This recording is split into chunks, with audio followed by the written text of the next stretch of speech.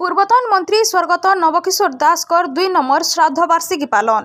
झारसुगुड़ा जिला ने पूर्वतन मंत्री नवकिशोर दास कर 2 नंबर श्राद्ध वार्षिकी पालन हो जाइछे। ई अवसर ने गोटे बड़े बाइक रैली सरबाहार बाहरी करी एसपी ऑफिस सामना ने थिबार नवदास कर प्रतिमूर्ति ने माल्यार्पण करथिले। ई बाइक रैली ने पुओ विशाल दास झी दीपाली दास को संगे बहुटे नवदास कर प्रशंसक सामिल होते। तारपरे सभे बेहरामाल ने थिबार नवदास कर ऑडिटोरियम ने पहुंची करी श्रद्धांजलि सभा आयोजन करथिले। ई अवसर ने नवदास फाउंडेशन आड़ू रक्तदान शिविर आर नवदास कर फोटोचित्र के नहीं करी ड्राइंग कंपटीशन आर भिन्न भिन्न प्रतियोगिता माने हेइथिला, जेंथि उत्तीर्ण होइतबार छुआ मानकु पुरस्कार प्रदान करा जाइथिला।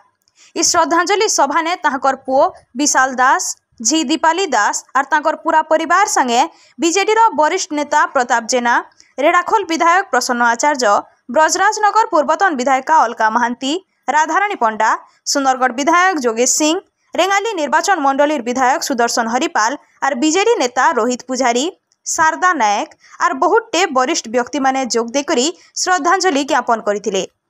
झारसुगुड़ा निर्वाचन मंडली रे हजार हजार संख्यार नवदास को परिवार, नवदास को लोक, नवदास को निज पिला, निज लोक, निज परिवार आज हजार हजार संख्यार बाइक रैली सहित प्रतिमूर्ति पर्यंत आसिक माल्यार्पण करते।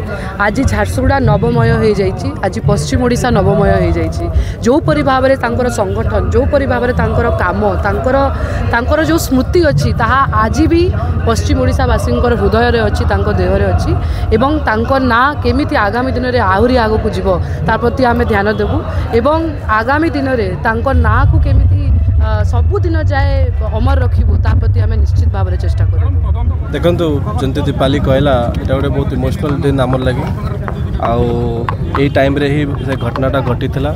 लेकिन गोटे कथा अच्छी ओडिशावासी आम झारसुगुड़ावासी बापा प्रति जो भल पाइबार थिला आज आपन को देखबा को मिलुथबो। आउ पूरा झारसुगुड़ा पूरा ओडिशा आज बापा को मने पकाउची, आमे भी गोटे फैमिली हिसाब रे मने पकाउछु। आ बहुत इमोशनल डे आज बापार बहुत मने पड़ुछि। झारसुगुड़ा दीपक कुमार भैसंग रिपोर्ट दहना टीवी। जदि आपण मानकु आमर वीडियो भल लागला बेले आमर चैनल के लाइक शेयर सब्सक्राइब करबार नहीं भूलबे।